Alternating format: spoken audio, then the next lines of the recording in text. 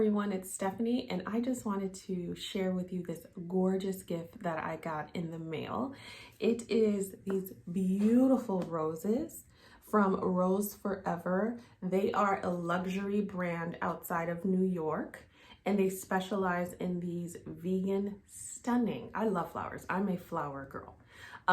These stunning roses in so many different colors that last a year. You guys, a year. Look at this. First of all, look at this gorgeous box. I love, love, love because it will match with everything. It's so chic. Look how beautiful these roses are. Like, aren't they amazing? Let me get my face out of here so you can really see. It is beautiful. Like I said, I'm a flower girl. My husband buys me flowers every week. And so a lot of people might say, oh, that's a waste of money, but flowers make me happy.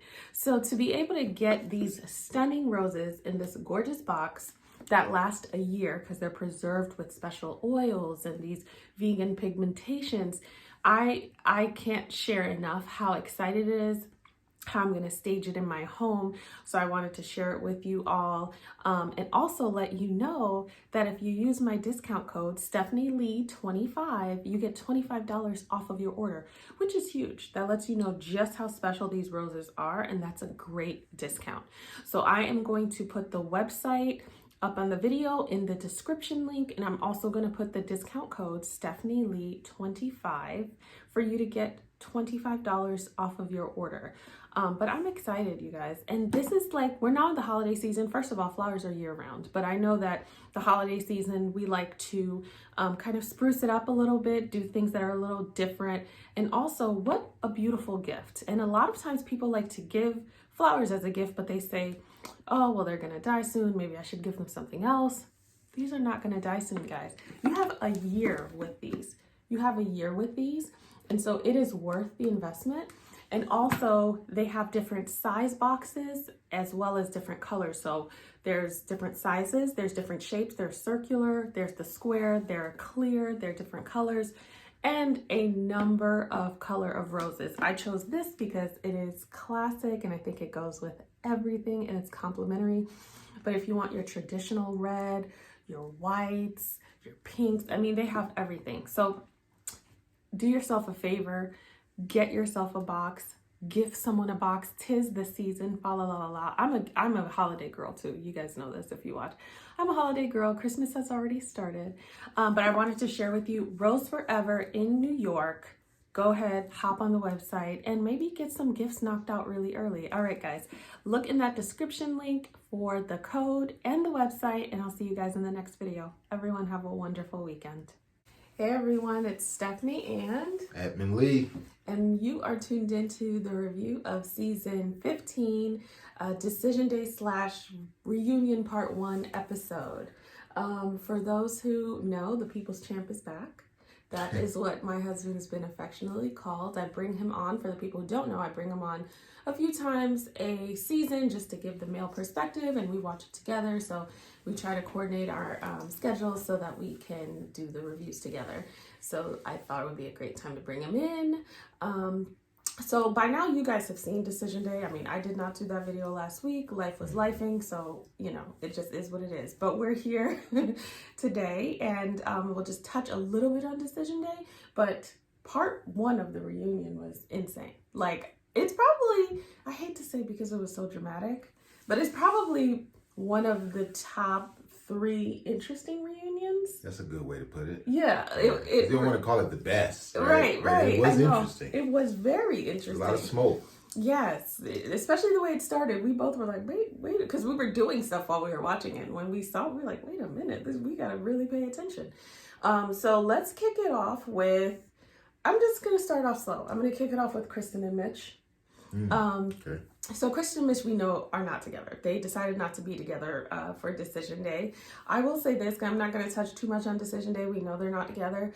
I really did not like the fact that Kristen was so dramatic about, you know, leaving her door ajar, and Mitch not having the same sentiments when he was so clear. We can say a lot about Mitch, and we have this season, but he was so clear about being resolute. And I thought the way that he explained his decision was very thoughtful of her. Like, I'm not really what you want. Like, you deserve better, and I'm not that, and I'm not in it. Like, I think they had like a really nice decision day, and then she's like, but you know, I'm gonna leave my door ajar, but if you come back, I want marriage, baby. Like, he does not want you. He doesn't. Right. And then they bring it to the group, and now it's dramatized, and she's like, wow. And it's like, girl, I would want to be like, what is it about you and your history, or how you feel about yourself that would allow yourself to reopen the door to someone who has just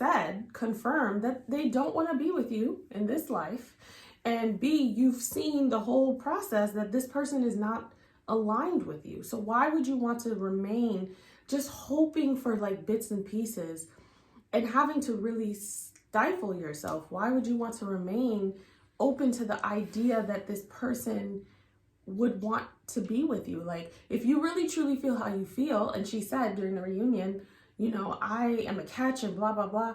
Well, a catch doesn't wait to be caught. Like, people are out here for them. So throwing yourself at this person who clearly said, I don't want you, that irritated me about her. And I felt like I understood why he was kind of irritated when everybody was bringing it to him and trying to make him look like the bad guy. Like, he said, no, we already did this. I'm glad that Alexis jumped in, because that was like a good friend moment. I would have done that too. Like, hey, for clarification, because my girlfriend over here doesn't know when to close a door when it's already been closed. So let me help her out. What does that mean? You know, I like that she did that. And that's where she had the moment of clarity about his door is not ajar. His door is closed, locked, and he got another woman in there already. You know, like let's move on. So anyways, I think that they, you know, I didn't think that they were memorable for the reunion too. I thought it was like a merry-go-round with some of their issues and how they didn't end up together, and how we never thought that they would. What do you think? Well, there's one theme and one word for every couple that this whole season embodied was listening, like not knowing how to listen. Deeper than what people think, right? Listening is a decision to understand the experience that someone else is having with you, around you, or with themselves, whether that's mentally, emotionally, physically, or even verbally. She didn't listen to him, where his worldviews, you know, certain things, worldviews, those are tough to get past in marriage. You know, how you feel about something strongly, those things can cause wedges long term. And they don't seem, and he even said, you deserve a better person. When a man is saying that, he's being nice about, hey, we're not a good fit. It's not, oh, you'll be ready when no, you won't. He won't change his worldviews, and neither will, well, she might, but she will be living in a state of resentment. And I think she didn't listen to when he said that. On the flip side, I agree with you to an extent. So this is where we differ just a little bit. Having 5 sisters coming up, you know, one biological, the rest were god sisters. One of the things they taught me was it's better to be respected than it is to be liked. I agree with that. And I think in this social media world, a lot of people want to be liked and they want to be nice, and he can do it. You know, to me, he could have manned up just a little bit more to where Alexis didn't have. He could have been like, hey, I got it. Listen, we had a great time. There's no need to leave the door ajar. We're not good fits long term. Like, he should have took the extra man, like, and the women can do this too. I don't want it to be about man and woman, but when you hear somebody that you're not interested in leaving a space for you, then you got to shut that down. And the second thing, the reason why she needs to do that too, is because what she doesn't understand is that other men are listening. So if I hear you, or let's say some guy is interested in her social media, or somebody wants to date her, he hears, I'll never be Mitch, or there's always a door open for Mitch. Well, some man can pass, like, I don't care what you got. I'm gonna make you forget about him. So I'm not saying that for everyone, but don't create a space where you're still onto your ex, or you still have a space for somebody. That's not fair to the next person that you date, because you're not going to be fully giving yourself 100%. Right. But I feel like Mitch did do that. Like, at the pool party or whatever the situation was, he said, when she was like, you know, I'll leave my door ajar and blah, blah, blah. And, you know, she said, you need to come back with this. And when they asked Mitch, well, what does that mean? And he was like, on my part, no. Like, he said it. So that's why I was like, really on her, like, you need to move on. You need to, like, pick up the Amazon Prime, some self-esteem, and you need to open that box immediately. You need to get it. Like, he has said no. Our decision day, he's saying no now. And that was when she was like, well, wow. he did, but then he would come back and say, like, you know, he said something that gave it like a, you know, I'm just saying. He was trying to be nice. Exactly. That's my point. So he did, but he didn't. He has to be bold, respectful, but stern. Like, don't give her that ambiguity. He didn't do it 100% and shut it down like a man can do, and it'd be like, okay, that's dead. And if she's hurt, whatever. Right. You know, I said no up to we got a divorce. Like, what are you talking about? We're not still in a relationship. Yeah, why are we doing this again? Yeah. Yeah, so I do agree with you. Like, she was like, come on now. He said no. Yeah. He got a divorce with you. Yeah. Like, what else do you need? Yeah. But and at the reunion, you know, Kevin Frazier asked, would you have said no would you have said yes if Mitch said no? And she said, absolutely. I'm not buying that. Absolutely not. And I don't buy that. I wouldn't buy it if it was free 99 and 50 free cents. Yeah, I don't buy it. I don't buy it. But I think they're amicable, and at the end of the day, everything doesn't have to end up ugly because it didn't work out. So, you know, that's pretty much Mitch and Kristen. Yeah. You know, good luck to them, and I'm sure they'll find somebody else. I think Mitch had somebody he's got his eye on at work anyway.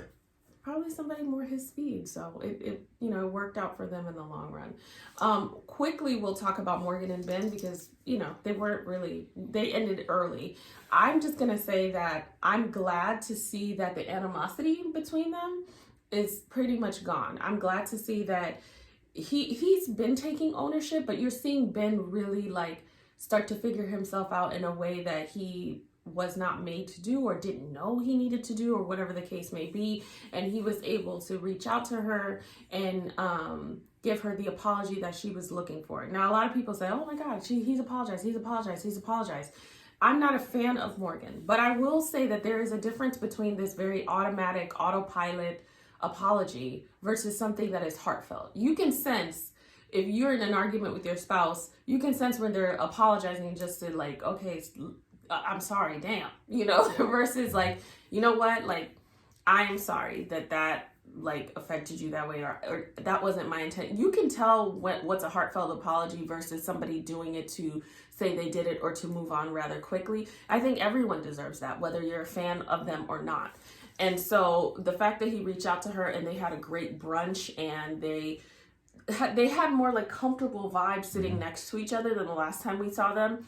That's good because, you know, life is short. Once again, like, it doesn't have to be nasty and ugly because it didn't work out. They did have a pretty ugly season, but it's good to see that at the end of the day, there are two people in this world and it doesn't have to be this vile, visceral response every single time. So I'll say that about them. What do you think? I want to say, I'm going to go out and boldly say people don't care about apologies as much as they think they do. And let me explain. They don't care about the words just, I'm sorry, I apologize. For what? Like, you know, if you don't know how to apologize, it can come off as not sincere. So apologizing, people want to be heard and understood and felt. And that's what she didn't know how to articulate it, but that's what she was looking for. It's like, I'm sorry. And so if you don't know how to apologize, here's the remedy. Apologize. I'm sorry. I apologize for 1, 2, 3. I did this. That probably made you feel XYZ. Or putting you in a certain position that makes you feel they want to be heard and understood. And until they feel understood, hey, I'm sorry, my bad. I mean, for small stuff, yeah, that's all it takes. It doesn't need a big, you know, right. But when it's deeper and somebody is not getting that emotional sincerity, if you don't know how to apologize, you just want to make sure. Because if you go back and say, hey, I apologize for this, it probably made you feel XYZ. If that's not how they feel, it gives them the space to say, no, that's not how you made me feel. You actually made me, you know, I felt this way. And that's how you get to the end of that, to where you're really wanting to understand what your actions and how your experience made them feel, and then really, really apologize for that. And that's how you do a full-fledged apology. Yeah. And that's what he wasn't doing. But when they sat down and talked it out, she was able to be heard. So apologizing is more about listening to that person and what experience they had from you, and getting to the root of that. And that's what people really want. And on the flip side, you have to be ready to receive that. So, you know, we already know that Morgan struggles with forgiveness, and you know, those stem from like her issues with her father and all that stuff. So that's obviously something that we have she has to work on. But I think we beat Morgan up this season many times, and so it was just good to see that closure with Morgan and Ben. Well, I didn't. Let me get my jab in. She has to forgive easier and quicker if she ever wants to be married. She needs to do some deep work, because marriage is nothing but a bunch of forgiveness all the time. And if she holds on to one thing, it's just going to spiral. So. Yeah, absolutely. All right, so that's Morgan and Ben. Next we have Lindy and Miguel. So McGindy. yeah, they had a tough last few weeks. We'll say that. We know that they stayed together. But they were like my fave couple, you know, throughout the season. And I'm glad to see that they're still together. I don't know if they're still together because there's part 2 of the reunion, and then there's like, where are they now months after? But based on what we're seeing, I'm glad that they're still together. I think that they have this natural chemistry. I am glad to hear that things are going so well, because they were saying how it's like pretty easy and they've kind of found their groove, and you know, she's moved into his home and he's kind of given her room to integrate herself, and they're collaborating very well.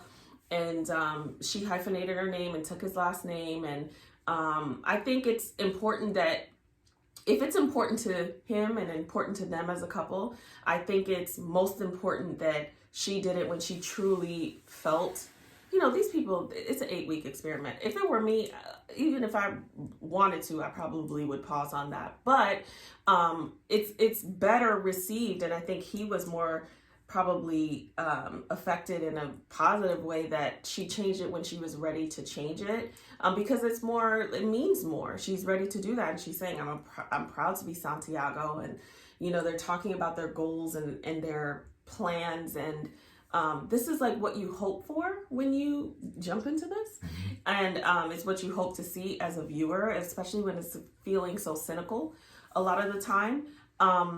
So yeah, I really enjoyed watching them. They just have a really good feel to me. Like, and they matched for Decision Day, and they matched for the reunion. It's just super cute. Yeah. It's like they're doing all the cute stuff when you're in that newness and that excitement, and you know, it's good to see. It's good to see the simplicity in the show, when it's like it thrives a lot on drama and people genuinely wanting to be together, and especially Miguel, who was very much like, I don't know, you know, we can hit 8 weeks, it can be great, and you never know. Like, he has really, even though he struggled a lot towards the end in a way that we didn't see him throughout, and it was more her and her outburst, he really has seemed to give himself to the process. He's the opposite of trying to be liked. Like, he will say what he feels straight up and down, no matter what you think about it. And there is some relief in that, though, because it does allow you to know what he's thinking. He doesn't just have you string you along. Right. I'm not shocked that they're together, because they have the makings of what it means to have a real relationship. And a real relationship, in my opinion, is basically 2 individuals that desire a better outcome, and they listen to each other. So in order to listen, there's 3 things that has to be present. 1, they have to say, okay, this is an issue or an opportunity or something that happened or problem, whatever, and agree that there's something there, right? The second thing is to be open to hearing that other person's experience of what you said or what you did. Not that you're right or wrong, but how they experienced it is what you have to learn and hear. 3, you got to be 100% vulnerable and truthful. Truthful, what you did, what you said, what you didn't, how this affected you. Was it really bothering you? Was it not? Like, a lot of times people think that being vague in their conversation is good. It's not in a marriage. You want to know how you're making the other person feel, how the person is receiving what you're doing. And then 4th, the most important, is that we want this to be better. Right. Most people listen, the way they look at listening or having conversations is, I want to control you. I want to win. I want to be right. I want you to agree with me. Not, hey, I want to hear, how can I be better? You know, what did I do and what did you do? And so with that being said, the things that they're doing, they have conversations and they want to be better afterwards. And they did some things in the beginning that were tough. Like in marriage, you think you'll learn, don't argue when somebody's sleepy or hungry or drunk. Those are like, so when he was tired from shooting all day, leave him alone. Like, I do not function well when sleepy. She doesn't function well when hungry. We don't even have conversations around those times because there's no point. But you have to be responsible for setting that line for your spouse. You can't have a tantrum. He was an expletive. Yeah, I don't care if you're that tired. Like, you need to be able to. I can't act like that if I'm that tired. You can, but it's not gonna go well. I'm gonna do that next time I get like tired. You have to, because when I'm like, you. Yeah, when I'm gonna get a shirt that says McGindy. I'm gonna be like, babe, my attitude is gonna be poor right now. He knows, like, but I have to at least say, because I can't just go off and he has to deal with it because my wife is hungry. It's like, listen, it's not going to be a good I started outcome. Carrying fruit cups in the car and granola when bar. I was pregnant. He I was like, had snacks in the car. Whatever. You live and you learn, right? Tools. These are the tools that you learn to keep a snack on you, brothers. Okay, but anyways, we love Lindy and Miguel, and I'm really hoping that they continue to be together. Okay, so next, they keep playing Dungeons and Dragons. They gotta stay married. Oh my god, her face when she sees them play is hilarious. I can't. There's someone for everyone. Next we have Sasha and Nate. So I think. All right, the freaky deakies. Yeah, basically. I don't see them making it though if they don't just want to get over their listening issue. I think that they have potential. I do. But I always thought that they had potential. There's just a lot of work to be done. But it's not to say that there isn't a lot of work to be done for couples in general. Like, whether you've known each other for 8 weeks or 8 years, you're always evolving as a person. Marriage is always evolving. Life is always evolving. And you have to, like, roll with the punches of that. And like, marriage is a lot of times rising to the occasion. There is not a stagnation that you're good. You've done it long enough. Like, and if there is, it's so far in the future that, like, you're never really getting there, So for them being where they were throughout the season, especially towards the end, and them struggling, I think, with emotional compatibility. Like, emotionally, they're compatible, but they're at different spaces in their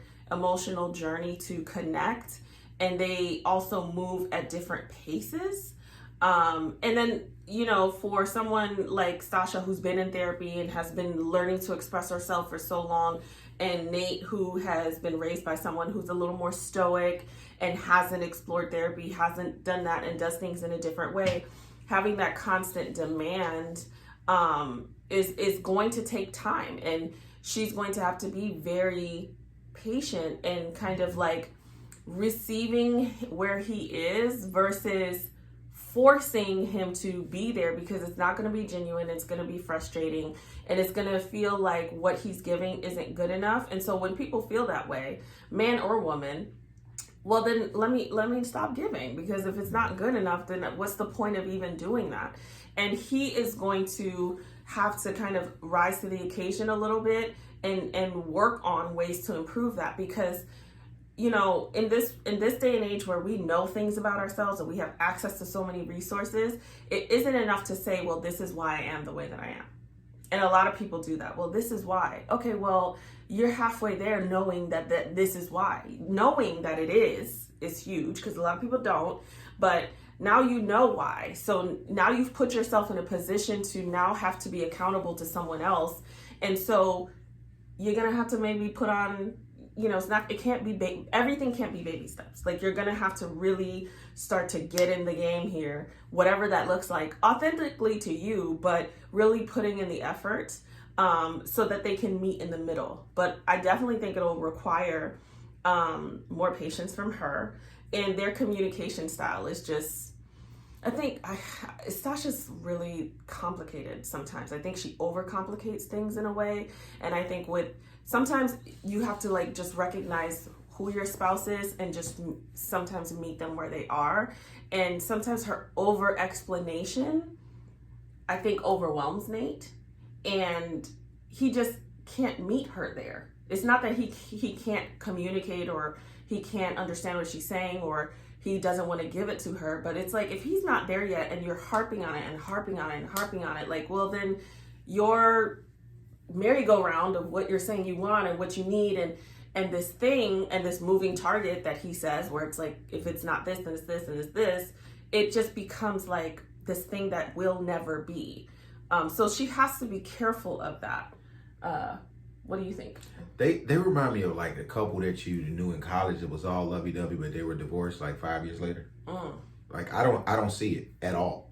And there's a small chance. And the reason I say that is because she doesn't listen. This is what I'm talking about. He doesn't either though at times. So what I mean by that is he's giving everything he has, or at least he's getting therapy. He grew up without a mom, grew up with a very strict dad. And we understand where it is, but you got to give him space to grow out. And he's like, what, 30 years old or whatever? He's been that way for that long. And you think in 2 months he's going to immediately change? But he's doing what he needs to do. It's like if an alcoholic said, hey, I'm going to AA. Well, you got to stop drinking. Dude, I'm on my first week.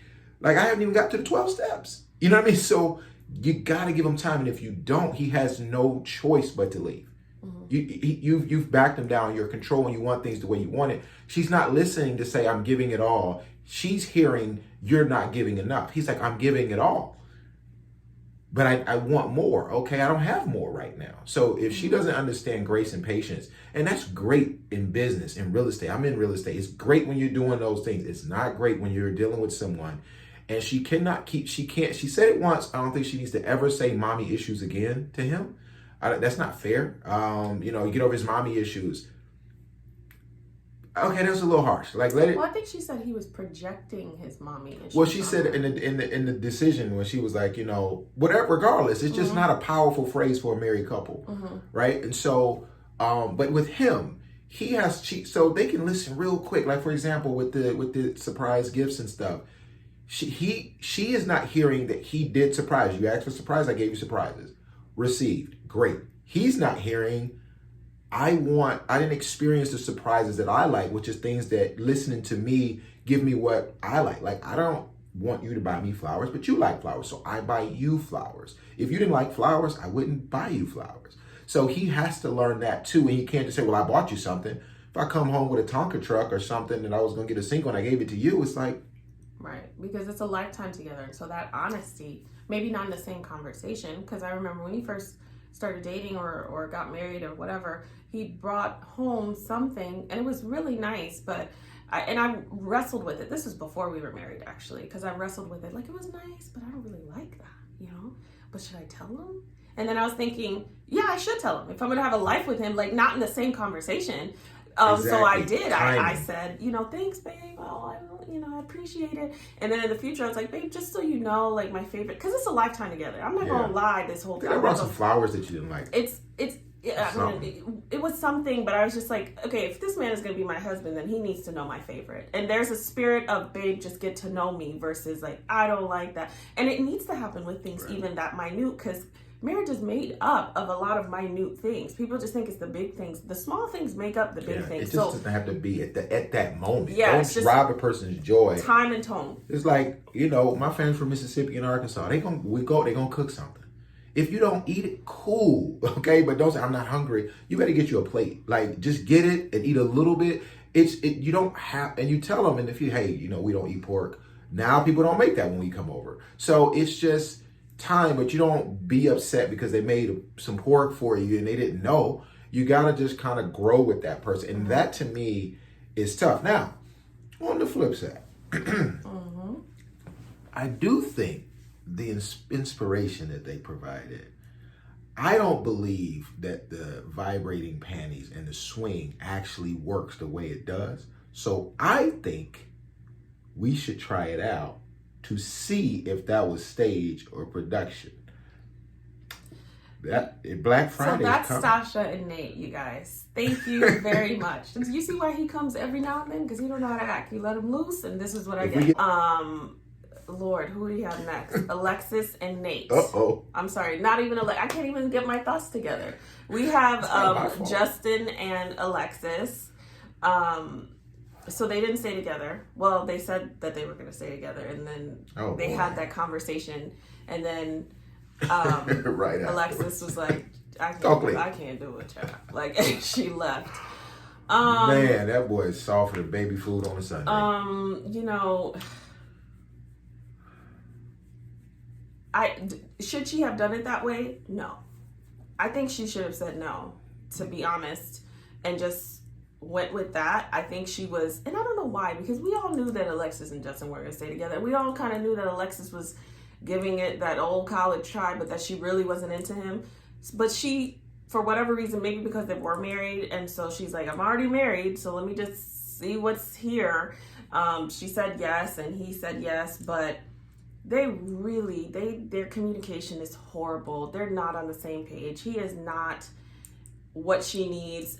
She is not what he needs. They are not equally yoked in what they like to do. Sexual compatibility, my God. My goodness. That came up so many times. Talk you about know, listening. He thought that she had sex, that they had sex. The fact that that's a thing, like, that you don't know. The fact that this dude was bragging about being sought after, that you don't know, like, we did have sex, and she's like, no, and you know, there's lots of there's thrusting issues, there's did it happen issues, there's a lot of stuff that like is like, okay, you guys go to your separate corners and never talk to each other again. He said she thinks it wasn't a long time. Yeah, like that's, you know, there shouldn't be that much confusion. We're all adults here. We know when it is and when it's not. And if there's confusion, then there's a lot more happening and not happening in that scenario than there needs to be. And it just, they I don't know. I mean, really with Alexis, and you can tell she is so annoyed with him. I don't even think there was so much, because they ended with Alexis and Justin, and they were like 2 minutes in, and then now they're going to go to the next episode. The real issue that we saw that pretty much kicked off the reunion is Justin and Nate. And I think that was so unnecessary. I think that Justin, we've always said that Justin has a high sense of emotionality and how like out of control he can be, and how that's problematic. Not that because he's emotional, but the fact that his emotions rule him. I think he came in to be a problem, like in the reunion. The following and unfollowing of people. How is it that you're not following anybody? How is it that you have issues with everyone? How is it that you read everything negative, and you even make an insinuation about Nate? I love that Nate was like, I'm comfortable in my, you know, sexuality. I could give you a compliment and it not mean something, but for him to insinuate those things and make it a bigger deal, and it's like Justin came in like, I have no friends here, therefore it's like the child who's like, well, I don't get attention for being good, so I'm gonna get attention for being bad here. To talk about that. He really showed up, and it's just like, I wanted to high five Alexis. Girl, good. You got out of that. I mean, I knew you would anyways, but the good thing you got out of that, because he is so immature. He's really, really salty. He just is really wounded by the fact that it didn't work out, and he has like picked a fight with everyone. And it can't be everyone. Like when you're pointing a finger, there are several pointing back at you. And the fact that I've seen people not get along with a couple of people, but the fact that you have unfollowed the entire cast and these are just not my people. Who's your people? Maya? Your dog? Who else? Like, who else is like able to deal with this Justin? He just seems like really irrational. And I think that he also just came in to like just sling mud. And because people have called him soft so many times, he came in like with a point to prove. And I think he made himself look terrible. I really do. That's my 2 cents on Justin. Ooh, I'm gonna just start. I don't know where to start, but I'll just start here. Have you ever heard like that saying that pets take on the energy of their owners? Mm-hmm. That's a prime example. To be he's emotionally unstable. He snaps, just like his dog, and he is doing what we all know. When people aren't significant, this is where most bullies are insecure. You know, they don't have attention, and they're insignificant in the circle that they're in. And so the easiest way to gain significance, which is one of the 6 human needs, is to be violent, is to be a problem, because you're going to command attention. The person with the gun in the room gets the most attention. So the problem with that is that he keeps bragging on being emotional and sensitive, but he's not emotionally intelligent or in control of his emotions. There's 2 different things. To be sensitive to where your emotions rule you, or to be understanding of your emotion, not being afraid to cry as a man, that's fine. But being overly sensitive to things that aren't relative to that just for the sake of doing it is unstable, right? And so and on a serious note, the whole sexual thing, it's all about listening. That's a listening too. He's not listening to his wife, her body, her energy. That is very important. And so you sit here and smile, yeah, we got it in. And you have to argue. Like, where were y'all at? Like, how does that happen if you're not in tune with her, not once, but like twice or 3 times? Mm-hmm. And he's like, thrust issues? Like, I mean, that's embarrassing. And we joked about it, but on the real, like, you're like, I don't want to dominate if it's not welcome. What? Your wife is telling you, she wants you to,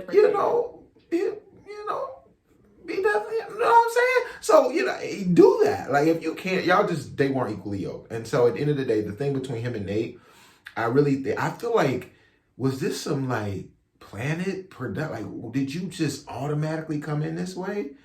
And I think that what really would have been better is after you unfollow, if people just act like they didn't know. Like, any problems? No, ain't nothing. Everything's cool. And he'd be like, well, y'all didn't notice that I unfollowed you? Which is some B-made stuff. I mean, it's so, I can't remember last time my God. Like, it just, it's a level of, they just weren't going to make it. I mean, you and I said it, like, it seemed like she was auditioning for the next guy. Mm-hmm. The way she was dressed, and not in a derogatory way. Great, but she looked great. She's like looking like, hey, if she looks into the screen, like, I'm classy and I got body and I'm smooth. Somebody come find me when I'm done with this one. Like, that's like literally how she would look into the camera. She was like, I can't. I'm done.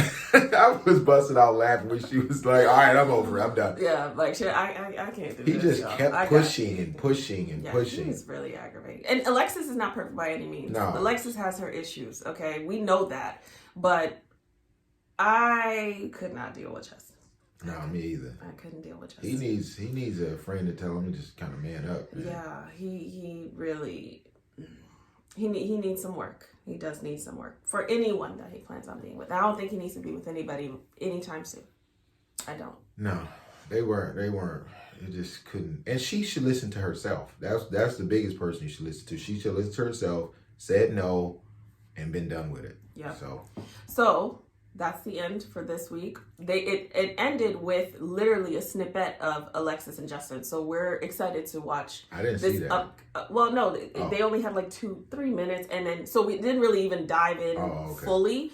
So I'm interested to see, what part 2 is like, and any information that comes from them. But we already know what it is with them. But we will say that it was probably one of the best reunions to keep our attention in a long time.